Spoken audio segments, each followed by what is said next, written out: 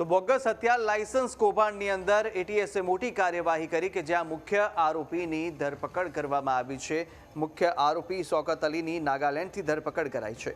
Bogus licence કૌભાંડનો master mind છે શૌકત અલી, જ્યાં હરિયાણામાં ગન હાઉસ ચલાવતો હતો શૌકત અલી અને મણિપુર નાગાલેન્ડના એજન્ટો સાથે સંપર્કમાં હતો। તો સાથે ગુજરાતના એજન્ટો શૌકતને કહીને બોગસ હથિયાર લાયસન્સ કઢાવતા હતા। ગુજરાતના મુખ્ય 7 એજન્ટો તેના સંપર્કમાં હતા। શૌકતના મિત્રોના સંપર્કોથી તેઓ આવ્યો હતો અને સાથે જ બોગસ હથિયાર લાયસન્સ કૌભાંડમાં અત્યાર સુધી 40 આરોપી ઝડપાયા છે। 29 હથિયારો 975 રાઉન્ડ રિકવરી કરવામાં પણ આવી છે।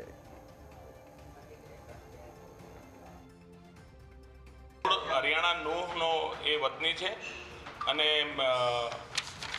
એની ત્યાં 2 દુકાન છે। એક એમના બ્રધરની દુકાન છે અને એક શૌકત પોતાની દુકાન છે અને જેનો પરવાનો હથિયાર વેચવાનો છે અને એના આધારે એનો બિઝનેસ કરતો।